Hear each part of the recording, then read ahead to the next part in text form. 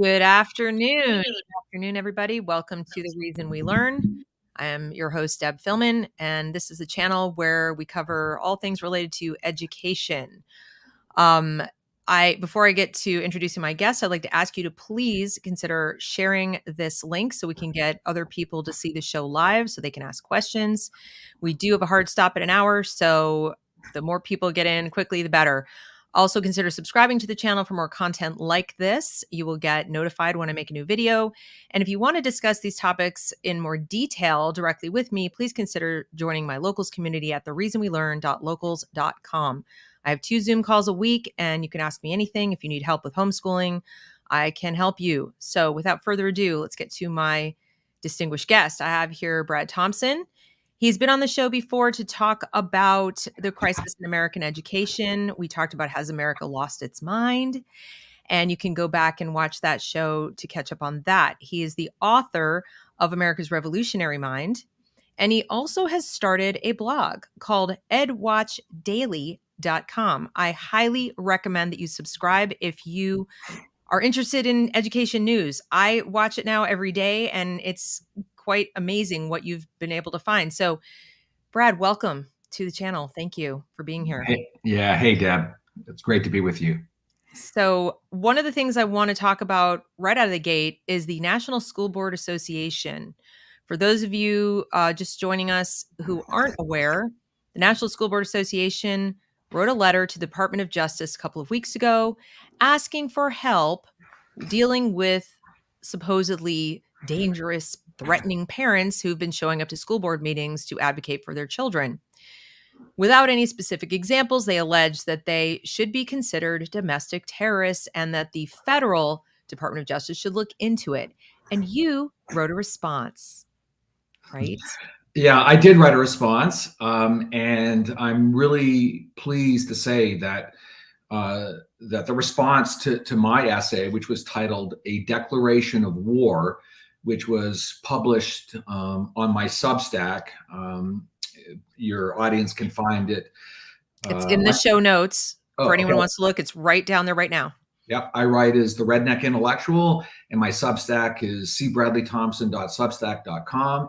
And the essay is a declaration of war, which was my response to both the National School Board Association letter and more particularly Attorney General Merrick Garland's response to the NSBA letter. And then really it's a letter unleashing the power of the state against ordinary everyday Americans. And I'm really excited to say, I think the essay came out 2 weeks ago, and so far it's had 22,000 views. That's great. So yeah, which is very pleasing. The word is getting out, and of course, there's been a massive reaction of ordinary everyday Americans to this issue, and surprisingly enough, at least in the press as well. So anyway, the bottom line is the National School Board Association, which is one of these national organizations that is the sort of umbrella organization for the state and then local school board associations. It sent what has to be described as simply an outrageous letter to the Department of Justice. And I've got a copy of it here. And the letter makes absurd and unfounded claims that America's school board meetings that there is a pandemic of physical violence that has been at the very least threatened against school board members. But more importantly, it actually ultimately defaults to the position that actual acts of violence have been committed against school board members. And of course, this is absolutely untrue. It is false. It is a self-evident lie. And the letter provides no evidence for this absurd claim. And so it makes this absurd claim, and then it calls on the Department of Justice and the Attorney General, Merrick Garland, to literally unleash the full power of America's security state Right. against what the NSBA letter describes as quote unquote domestic terrorists. Right. So this revolution that we've been seeing, and by revolution, what I mean just sort of a cultural revolution of mostly American mothers going to school board meetings to stand up to defend their children. They are now being classified as domestic terrorists. Yep. And they're calling for the federal government to use its full powers, the powers that it would use against international terrorists. It's now asking that the federal government use those same powers Mhm. against so-called domestic terrorists, by which they mean America's parents. Exactly. And for some context, I think it's important for us to remember that we have sanctuary cities and in some cases states where they are going out of their way to interfere with the federal government's enforcement of our immigration laws. We have we've had summers full of riots and organized groups, obviously organized groups, burning down private property, looting private property, attacking federal property.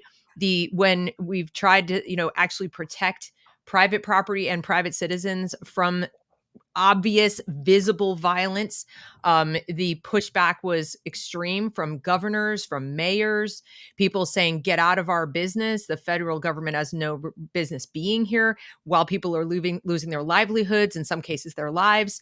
So, actual acts of what could be classified as domestic terrorism, if you look up the definition, because these were so carefully planned and orchestrated, including high beam lasers in people's eyes and things like that, that doesn't count. But mom going to the school board meeting and holding up an example of child pornography or reading it aloud so the school board members can hear what's being presented to their 10 and 11-year-old children in middle school, that apparently needs the full force of the federal government. Yeah, I mean, it is absurd because we know for a fact that the Department of Justice does not consider the terrorist actions of Antifa that have Right. been going on for the last 2 years to be acts of terrorism, and therefore they've done nothing against. I mean, look, we have watched in the United States, we have watched our cities burned and overwhelmed. Excuse me, overwhelmed with riots, Mm-hmm. and the Department of Justice has done nothing about that. And instead, it's now turning its attention. And I mean, the attention that the Department of Justice is turning against American parents who are there to protect their children is literally, I mean, they are calling on the full force Mm-hmm. of the coercive power of the federal government. So let me just give you an Yeah. example and give Mm-hmm. your audience an example of exactly what we're talking about.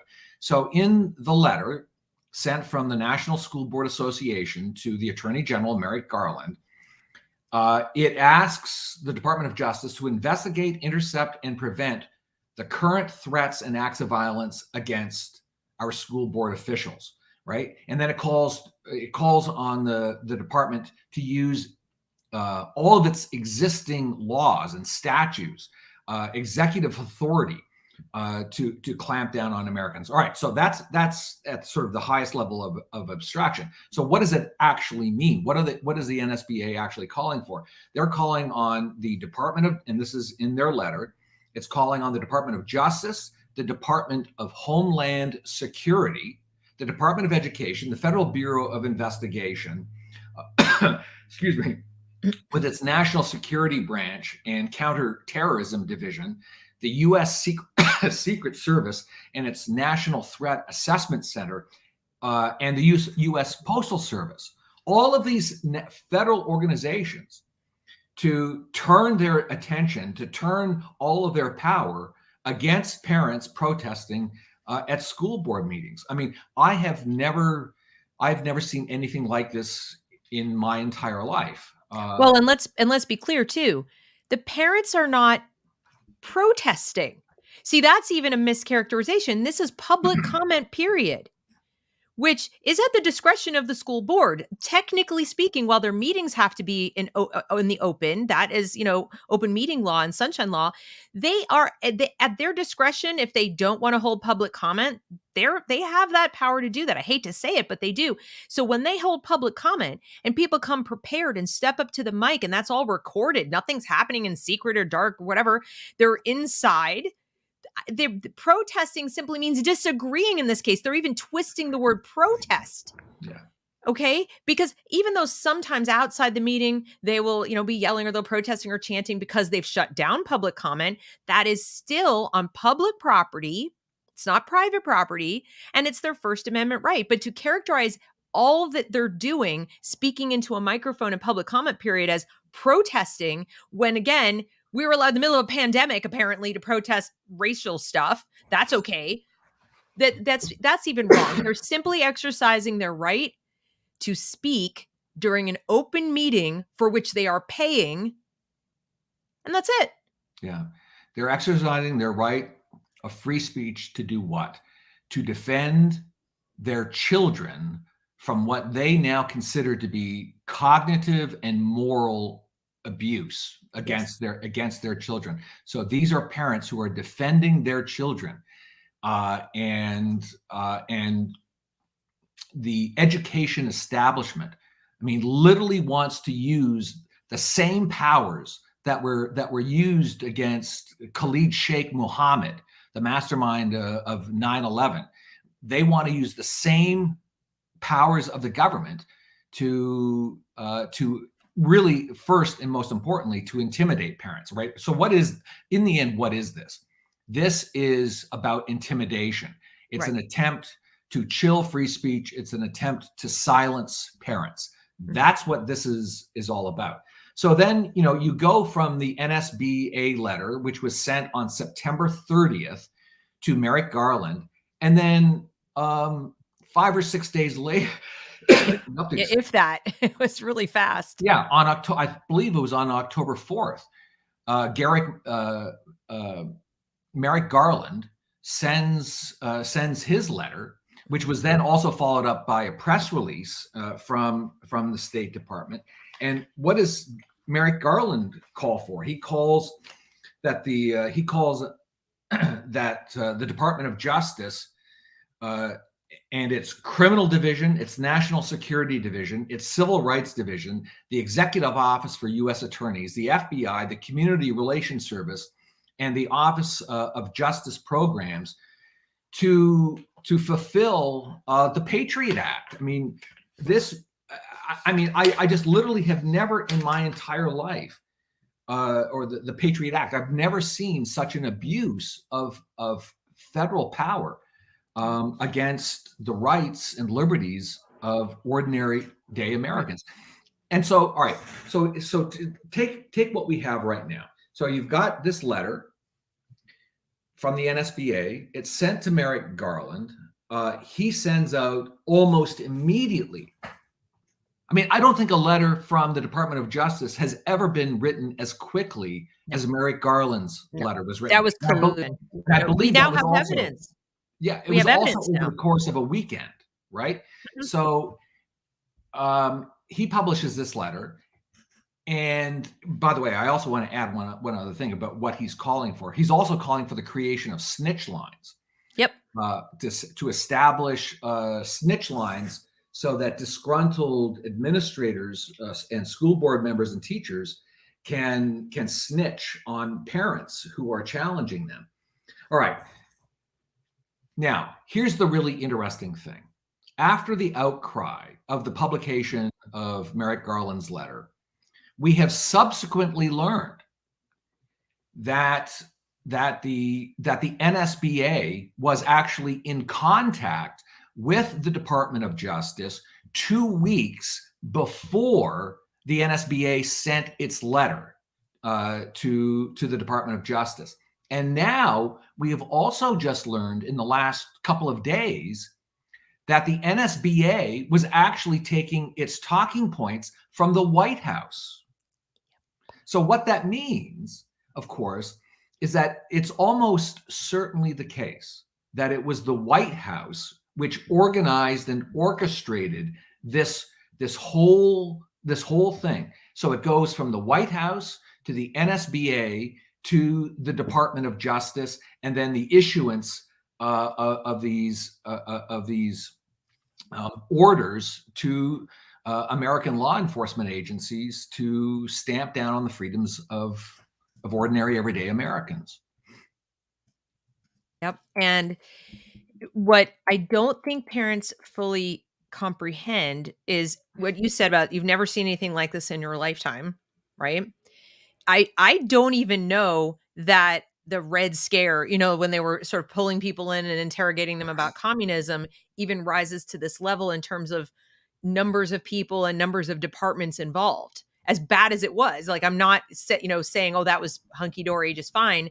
The average person who just wanted to, put their kids in school wasn't worried the federal government was going to show up on their doorstep and, act as inquisitor about their political views or anything like that, or that their child would be scrutinized while they're away from home, possibly even taken from them. What if these parents are designated domestic terrorists for speaking up too often in school? Then what might happen to their parental rights and their custody?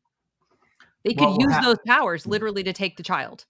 Yeah, so they are under threat of losing their child. And how many so-called quote unquote domestic terrorists do you think will retain their jobs? Exactly. And the one case that I want to highlight is the one in Loudoun County about the father and the sexual assault. What we've just learned in the last day is that and this predates the letters. Okay? When he was arrested and all that predates the letters. He was arrested at the school board meeting where he wasn't even there to speak. He was accosted by an activist, assuming he was there to speak because they were talking about the trans bathroom issue. His daughter had been raped, okay? Like actual rape, 15-year-old girl in the bathroom by a boy wearing a skirt. And he was not told about it. It was a whole big thing. They were hiding it. Well, the Department of Justice asked about that arrest to use it as an example when there were, people were inquiring, well, what were your examples to justify this letter? Well, there was that father who was arrested. Then when they were told he was arrested because of the whole sexual assault thing, was about sexual assault, and it was hidden by the school, they dropped it and stopped investigating it, but left it as an example of parents being angry, justifying their letter. So they knew perfectly well the father was upset about an unreported rape, but they kept using it as an example and just moved on their merry way and didn't acknowledge that wasn't an example of what they were talking about. Yeah, and the case in Loudoun County of this father, right? So this is a family show. Yeah, I'm sorry. I mean, we have to mention it. Yeah, and I know that, and it gives me no pleasure to talk about this. But that gentleman, so this is, I believe, the school board event with this father occurred in June, and his daughter had been violently raped in the worst possible way by a young man, as you said, wearing a skirt, who was in the young lady's bathroom. And so this father shows up to the meeting, and then, as you said, it was accosted by an activist, and this father, of course, was angry. He was upset. His daughter had just recently been brutally raped, and the school had seemingly done nothing about it. Now, but here's the thing. Apparently, we now know that the school did report this to the police, but when publicly asked if they knew anything about this rape, Scott Ziegler, the head of the president of the Loudoun County School Board, denied knowing anything about it. Correct. And this father, he was provoked. He became upset, but he was violently tackled by 3 police officers. And apparently, just as of 2 days ago, Merrick Garland, the Attorney General, says he knows nothing about this case, right? And this case, by the way, was allegedly although it's not written about in the NSBA letter, it is we have subsequently learned that particular case of when that father was tackled at that school board meeting, that is their primary example of domestic terrorism. A father who is there to at least in some way respond to the school board's claim that they knew nothing about the rape of his daughter, which was untrue. I mean, this is not only is this one of the greatest abuses of federal government power in recent memory, and by recent memory I mean like certainly in my adult lifetime, and as an historian, possibly over the course of the last century and a half. I mean, I've never seen anything like this kind of abuse of power since the fugitive slave law of the 1850s. I mean, it's outrageous, but not only is this an outrageous abuse of government power, there is also clearly a cover-up that's taking place. There's absolutely a cover-up that's taking place in Loudoun County. That's been established as a fact. And it's also the case that this whole thing has been coordinated from the highest levels of the American government, right? Between the White House, the NSBA, and the Department of Justice. Right. It is a scandal, and it is a scandal waiting to be exposed, and I believe that there ought to be there undoubtedly there needs to be some criminal action involved in some of this, and certainly some of these parents, that father in particular, ought to be suing. He ought to be suing the Loudoun County School Board for tens of millions of dollars. Right. And I believe he is suing them, and I hope he prevails. But I also know that, and I'm sure you've heard about the conflict of interest that Merrick Garland has personally, that his son-in-law is a founder of Panorama Ed. Panorama Ed is putting these surveys into schools for supposed social emotional learning, but of course they're surveying kids as young as 10 about their sex lives, their sexual identities, asking very personal questions about their parents, their home life. We're talking 6 and 7 page surveys that are being obviously fed into a computer. You fill in the little ovals, and the kids, there's an opt-out supposedly, but the way they go about it is they kind of bury it at the bottom of a parent newsletter. And in some cases, because they're doing them in the academic classes, they don't even have an opt-out. So the parents don't even know. And they say they're screening the children for mental health, and the children who are at risk will be provided targeted supports. I got an email the other day from a Chinese American group. These are Chinese American immigrants who remember either personally or have parents who remember Mao's China. And they say, oh, we've seen this before. We've heard this before. These targeted supports are really just re-education. They're not looking for the kids suffering mental illness, as you and I would call it, mental illness. They're looking for the kids who actually have independent thoughts in their minds, who either refuse to take the survey, don't complete them all the way, are hesitant to share all their their deepest, darkest details. And they're jumping to the conclusion that that means they must have some kind of oppressive parents at home or parents with wrongthink, and they can be get delivered telehealth in the class or in the school without parents' knowledge or permission, medication without parents' knowledge or permission, and they can be socially transitioned and medically transitioned all through the school, and the parents have no right to know about it as young as 6th grade. Yeah. And his son-in-law is a co-founder of one of the companies gathering that data and then mining it and selling it to who knows who. Yeah, no. Right. I mean, the scandals are multidimensional and multi-level in this case. And Garland's conflict of interest is one of the scandals. I mean, his son-in-law actually stands to benefit from the actions taken by the Department of Justice in shutting down parents who are speaking out against and opposing the Panorama surveys.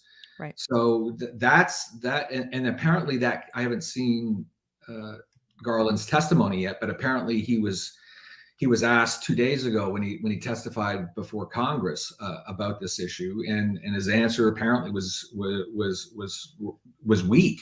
So there are multiple scandals in this case, but most importantly, the single most important thing is that ordinary, everyday Americans have to wake up, which they are, right? I mean, one of the most important and positive things to come out of all of this is that it's been a fire bell in the night.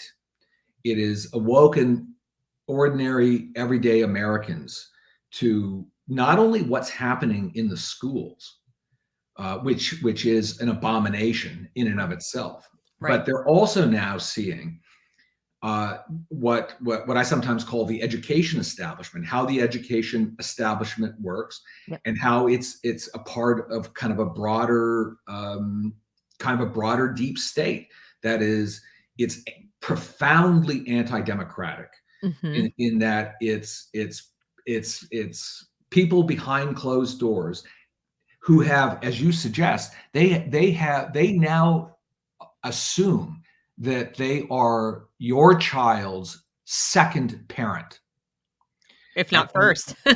exactly. Yeah. And so, I mean, they have like, I have documents. So if you go to the new website, edwatchdaily.com, Right. I every 2 or 3 days, I am reposting a chart from some education organization which literally claims that teachers should serve as second parents. But of course, as we really know, it's not clear that they want teachers to be second parents rather than first parents. Yep. Right? Exactly. I mean, If you're making medical decisions for a child without alerting their biological parents or their legal guardians, that I would say makes you like parent number one.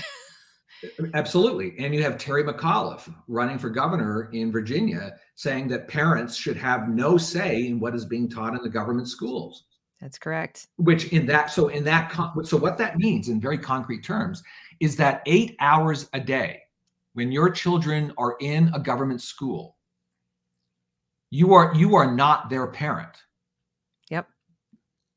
Right? The teachers and the administrators are the parents during that 8-hour period. Mm-hmm. And there's something else going on that I just learned about today in some districts. I have a person in New Jersey who feeds me information, and she said there are people going into schools and acting as if they are parents. In other words, to other parents, they look like parents. So they're showing up at different meetings with parents. They're showing up inside the schools and speaking to students. So students think they're parents. So they're adults who are going into our schools and talking very positively about all the things that the school is doing and how wonderful it is and how good it is for the kids. And then hinting at the notion that parents who disagree are actually, abusing their children. And then in the case of the superintendent and assistant superintendent in the district that she's reporting about, they have said as much. They have said as much in so many words that parents who are resistant to these kinds of things, are not supporting their children and are guilty of abuse of their children. And that includes things like, when they are teaching as young as 6 years old in kindergarten, they start off with this sex ed thing where they teach the little kids that the sex they are, the gender they are, may not really be true. Right. And I just read something from even Megyn Kelly yesterday. She's not in this district, but Megyn Kelly said that her child came home. I believe this child is 9 years old, and said, my teacher said I can take pills that will stop puberty. And then when I'm 18 years old, if I want, I can have parts removed and be a girl if I want. Yeah. Yeah. No, I posted that's a first parent kind of an issue, I'd say. Yeah, exactly. Yeah. I posted that the Megyn Kelly article at edwatchdaily.com yesterday. Mm-hmm. And I mean, look, Deb, there are dozens, scores, hundreds, thousands Yeah. of stories like this from across the United States. I mean, I've been following education issues. Really, I started following it about 1996, Mhm. and at that up to that point, I had no interest in K through 12 education as a Right. topic of intellectual interest. But when my wife and I started to first have children, all of a sudden these issues became more real and immediate to me, and so I started following it. And then, beginning in 1999, I published my first essay titled "Our Killing Schools" Mhm. on K through 12 education issues, trying to explain how and why America's 14-year-old boys were committing mass murder at the local government school. And so for a number of years, I was very deep into the K-12 education world, and I was following it virtually every day. But then I stopped for about 10 years. Other issues in my life came up. I was working on academic books, and I had just writing on lots of different other issues. But as you suggested at the beginning in your introduction, just in the last 6 months, Right. I have come back to this issue, and I started blogging about education issues in my so-called Dumb and Dumber column Mhm. at at the Redneck Intellectual. And then I just realized there was so much news coming across my desk every day. I couldn't keep up with it on the Dumb and Dumber column, which Right. was I was putting out once a week. So eventually I decided, well, just in order to keep up with all of this, I've got to start putting stuff out every day. Mhm. Hence the origin of On EdWatch. top of being a professor, on top of heading up the, Center for the Study of Capitalism, on top of it all. So, I mean, I don't know how you do it, to be honest, because I'm barely holding it together doing this little thing that I'm doing. So, and trying to be mom and trying to, do the things that I do, but it really it's become like a full-time job to just keep tab on these people. And Oh, yeah, absolutely. I mean, I could do this as a full-time job. yeah. There's no question. I could run edwatchdaily.com as a full-time job. Unfortunately, I've got 2 day jobs, Yep. not to Trying to write mention. another book, Yeah, no, exactly. yeah. So I can't do that. But Yeah. what I do is I get up every morning somewhere between 3:45 and 4:15, and the first thing I do is I'll make a cup of coffee, and then I spend 2 hours up until about 6 just going through the daily news on education issues, on education news. And invariably, after spending 2 hours on it first thing in the morning, there's still a lot left over. Oh, But yeah. then I have to stop and I have to start doing my day job stuff. But then I come back to it late at night, and I work on it usually for a couple hours at night, and I still can't keep up with it. I mean, Right. it's just. I mean, this issue is exploding, but and it's bad. All right, so I want to make this very clear. It is This is bad. This is the worst I have ever seen. I mean, the state of K through 12 and higher education in the United States today is without question the worst I've ever seen it. And now we've got the long arm of the federal government now wanting to suppress parents' free speech. But we also have to consider the silver lining in all of this. And that's in the end what is partly motivating me, which is that finally ordinary everyday Americans are waking up and seeing Mhm. what's going on in the schools. Right. And what they're doing is, and EdWatch Daily is trying to promote this. Our one of our slogans is hashtag just walk away. And so what we're seeing and have been now for the last year and a half, 2 years, is tens, if not hundreds of thousands of families just walking away from the government school system. And there are, I mean, the government schools around the country are they are facing an earthquake. And then to change the metaphor, what's happening is families are exiting the schools, and so enrollment numbers are going down dramatically.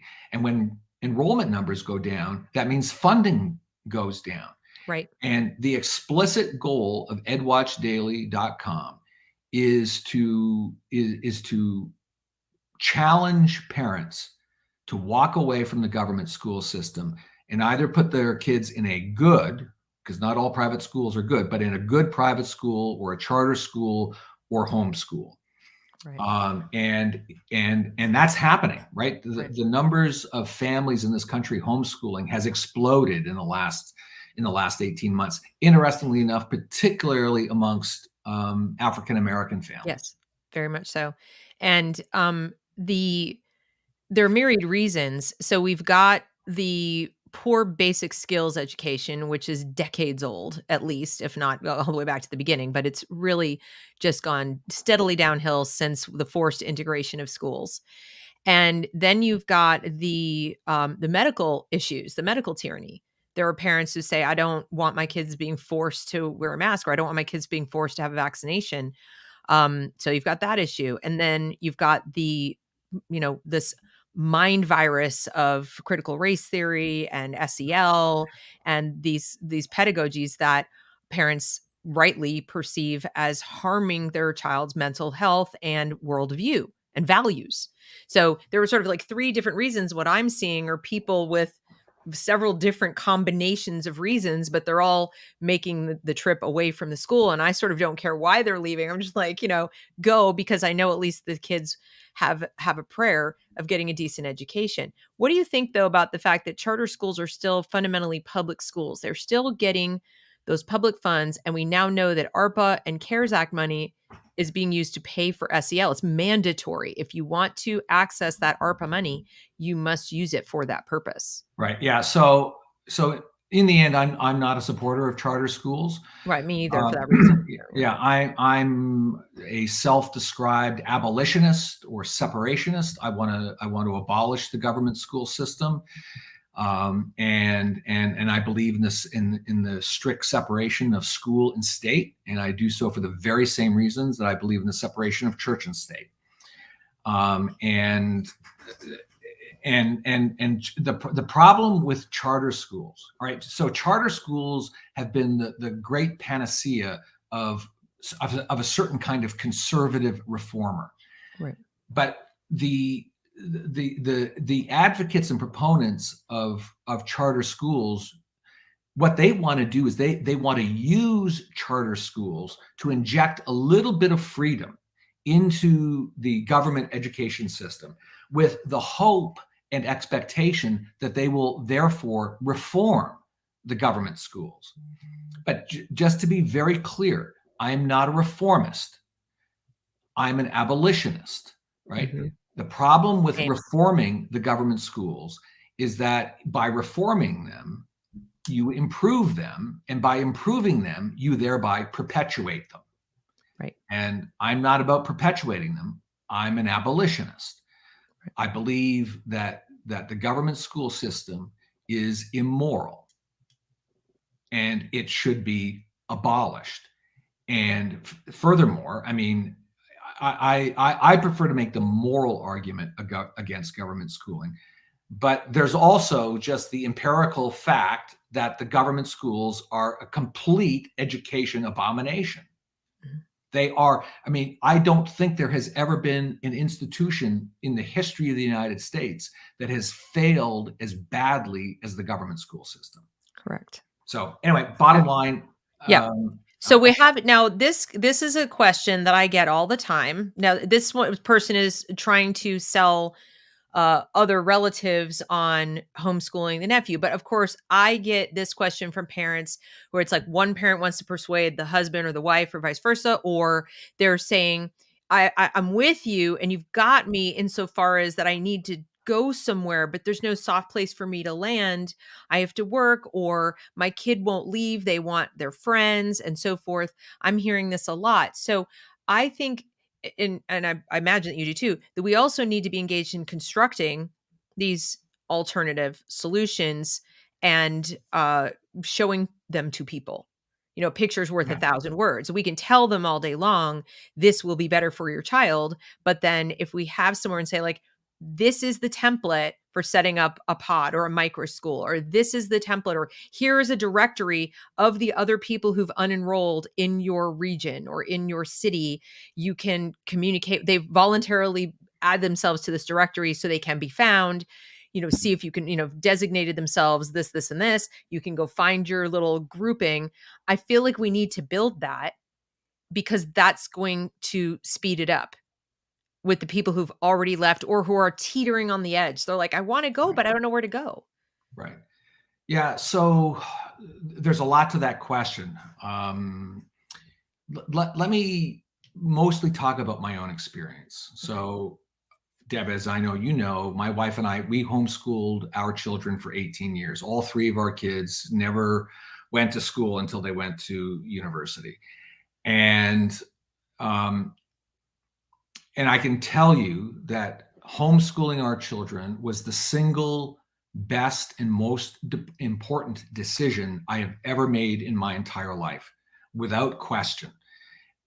It's the thing I'm proudest of in my life, was the fact that my wife and I, beginning in 1999, we made the decision to homeschool. And, like with a lot of families, it was not an easy decision. So in the 90s, it was much rarer, than certainly relative to what homeschooling is today. There were far fewer resources. It was a much, much bigger jump into the dark. Mhm. And it took us about a year of talking about it, to finally come to the decision. Yeah, let's give this a shot. Mhm. And we did it first. We did it primarily for academic reasons. We wanted our children to have a certain kind of education Sure. that was simply unavailable in the government schools around where we lived, or in any private schools. And then in certain ways, actually, and I also sort of need to separate this next point out because it's really important. But this is the really hard one, for people to hear, and I think for obvious reasons, and that is, at a certain point, you have to make a decision in your life. What is the most important value in my life? Is it having a two-income family, or is it the education of my children? That's the hardest decision, I think, that parents have to make before they jump in with homeschooling.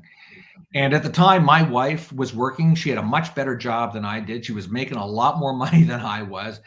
And but we made the decision that the education of our children was what was most important to us. And so my wife stopped working, and we went from being a two-income family to a one-income family. And because we wanted our kids to have a certain kind of education, there was nothing at that moment in our lives, there was nothing of greater importance to us than that. So that's how and why we started to homeschool in the first place. But what was interesting is that within a couple of years, we added a second reason to wanting to homeschool. And this second reason actually goes to the first question that all homeschooling parents have to answer, or do, or are asked, usually from their own parents, which is, well, what about the socialization factor? And my wife and I, we quickly saw, with the homeschool community we were in versus the kids in our neighborhood who went to the local government schools, we came to see and realize very quickly that what's happening in the government schools is not positive socialization. It's almost entirely negative socialization. And so we didn't want our children to be exposed to what we consider to be negative socialization. And then it also occurred, certainly to me, that whoever said socialization was a virtue in the first place, Right. particularly given what it has become in the government school system. So that was then the second reason why we decided to homeschool. And then eventually, by the end, we added a third reason. And the third reason I would say was the most important reason. And that is my wife and I both realized that homeschooling was a beautiful way of life for our family. There, we have a very, my kids now, all three of my kids they're all out of the house. They're all through university. They're all out on their own, which is great. But I do miss those homeschooling years. There was nothing more. I was fortunate in that I'm able to work at home for part of the day. And the single greatest moment of my life, which recurred every single day for 18 years, was coming out of my office at a certain point in the morning and seeing my wife and our three little cherubs sitting around the kitchen table, with my wife circling around that kitchen table, going through the kids' lessons with them. I mean, and we created a very strong family as a result of that experience. And I would never give that up for anything. And two, I will defend to the death the right of parents to homeschool their children, right?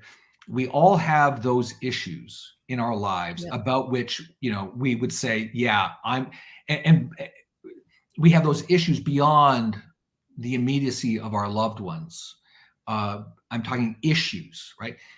We all have those issues about which we would say that, we would defend to the death.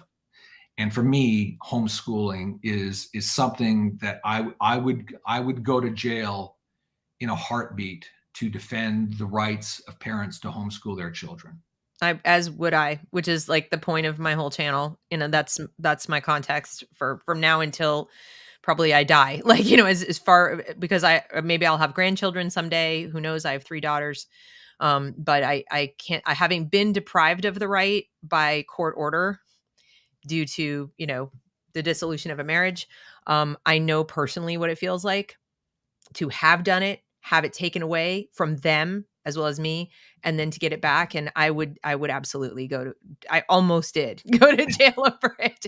So, just to start wrapping up, because I know you have another engagement, the hashtag just walk away, can any of us use that? Can we, like if I want to make t-shirts, for example, and I wanted to have those accessible to my audience, is that trademarked? Have you copyrighted it? It's not trademarked. And I'm partly, not entirely, but partly ripping it off from the so-called walkaway movement that was created by Brandon Straka, a guy who led the walkaway movement from the Democratic Party. So I've just made it, hashtag just walk away. Right. Anybody can use it. Yeah, absolutely. I think that just, though, is necessary at this point, because we have so many parents who are starting to get it. And like I said, I get emails every day, this horrible thing. And that's my response. Like, just walk, like, why are you sending me 6, 7, 8 emails? Leave, I'm not talking about whistleblowers. I'm talking about just regular average parents. And they'll say what I said to you, which is, well, easier said than done, or easy for you to say. No, it's not easy. I say this to everybody all the time.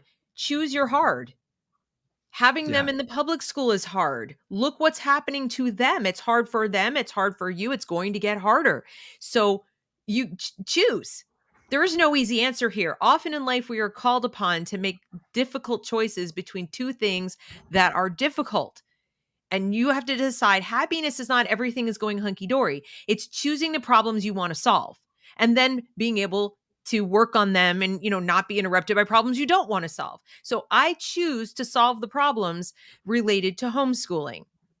If you want to try to solve the problems related to public schooling, good luck to you.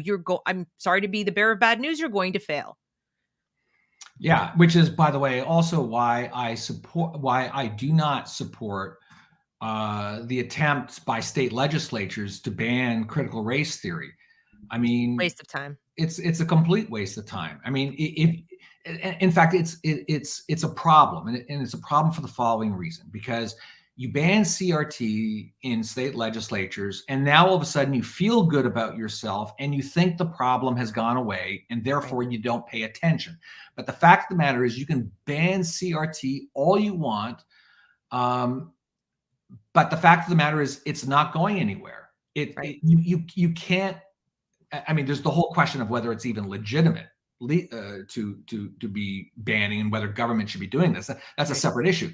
I'm just saying that given the nature of the education establishment and the control of it by the education colleges, you can ban it all you want. It's not going anywhere. It will reemerge every other day in a new form. Right. So Well, it's we've got semantic, they're playing word games too, so that it's not technically incorrect to say they're not teaching a graduate level legal course in critical race theory, but they're doing anti-racism. Well, what are the core tenets of anti-racism? Critical theory. So, the people opposed to it, I find, are actually much more knowledgeable about it than the people who claim to, that it's not being taught there. They don't even know what it is. But it's beside the point.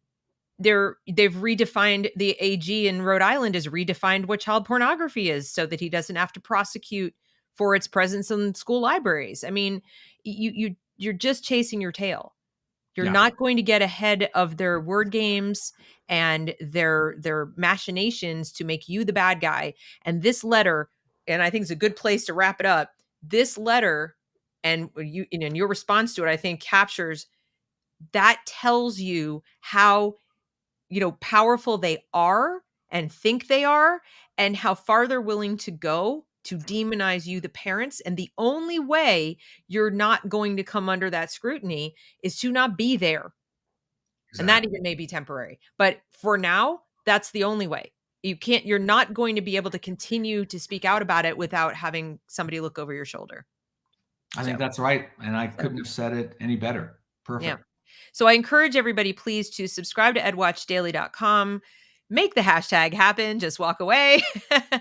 And if you have not already read the essay, please do read it and share it, so that more, as wonderful as the readership has been, it needs to be at least quadruple that, because when your basic civil liberties are threatened, as they are being, you need to know about it. And I think there are too many parents who still don't know.